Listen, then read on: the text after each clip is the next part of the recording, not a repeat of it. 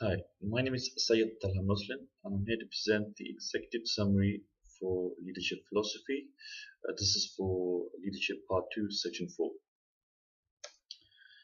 Uh, I will present my views on leadership, and by the end of this video, hopefully, you should be able to compare my take on leadership and compare it with your own style of leadership, and hopefully, should be able to give you an idea of how my perspective on leadership differs from your perspective, for instance.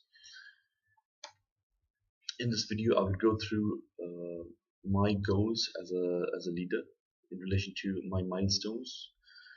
I will explain to you my leadership philosophy version 2.0 and as well as my vision as a leader.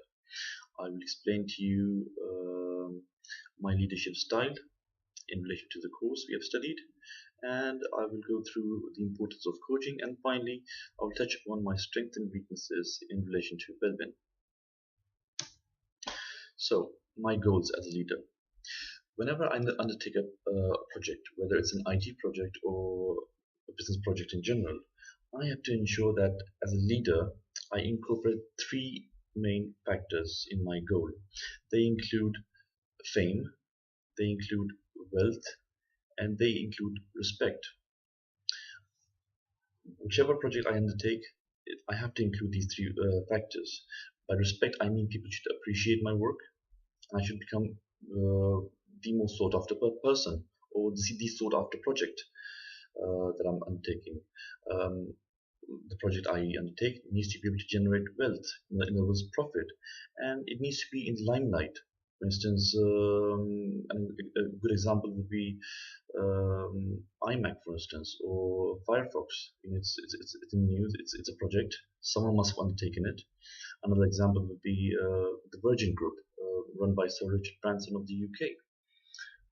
When he started off his company from zero, his company was unknown. It didn't have respect. It didn't have wealth. But Richard Branson must have planned it in his project as a project leader. That I have to attain fame, and he's made his company into a brand.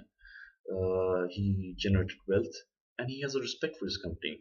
So that's what I look at. That's what I try to incorporate in my projects as a leader. It's not impossible. You don't need experience for that. You need motivation for that. You don't have to be perfect for that. You need to strive for excellence. And at the same time, you need to set deadlines. By dreaming up big plans and visions is not enough. You have to have deadlines in order to be able to achieve those in reality. My leadership philosophy version 2.0. How is it different from 2.1? Not a lot, because when I started writing 2.1, version 1.0, I had already read up on work of Yukel and Susan Whelan, so they heavily influenced my thinking. So it's not a lot different. Version 1.0 is not different from version 2.0. But they include certain things. For instance, my philosophy as a leader tells me that a leader has to be visionary, he has to be honest, he has to have courage, he has to have integrity, he has to have willpower, which is related to being courageous, he has to be patient. He has to be able to gather people around, he has to be able to motivate them, he has to be able to instill a sense of shared value, and finally, he needs to be able to empower them. My vision as a leader. I'm a socialist kind of person. This is derived from the Scandinavian philosophy of that of everyone being equal.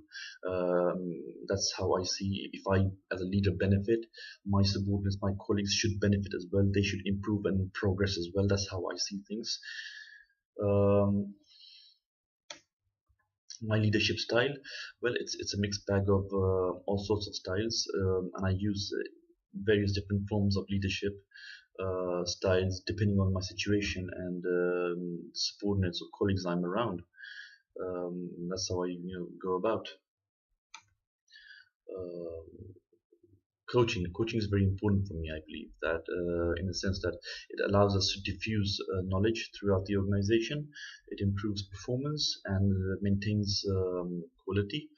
It leads to job satisfaction for the subordinates, and it builds a dyadic relationship, especially when you're working in a long-term project. My personality improvements in relation to Belbin, well, I'm too critical. Perhaps one of the reasons is that I'm a perfectionist, which obviously slows down the work. So I'm trying to work on that, not to be a perfectionist rather than work on being striving for excellence. I'm a good coordinator, and I'm a sharper, and I'm trying to work on that to ensure that I am a little bit more diplomatic. Finally, I would like to touch upon the fact that I came across something, for instance, Occupy Wall Street movement. There's a vision that there's a vision. People were collected together. They were instilled with a shared value, but there was no leader. I realized there's no one single figure of leadership. This is something we've been taught in Yukel's work. A leader has a vision, he instills people, he gathers people around. But Occupy Wall Street movement was something unique that there was no leader. And I mean, it makes me wonder who gathered them around, who made them realize that there's a sense of shared value and so on.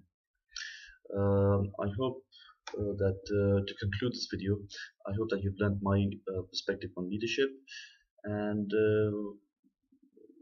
hopefully this would generate a little bit of healthy debate and discussion. Thanks for watching.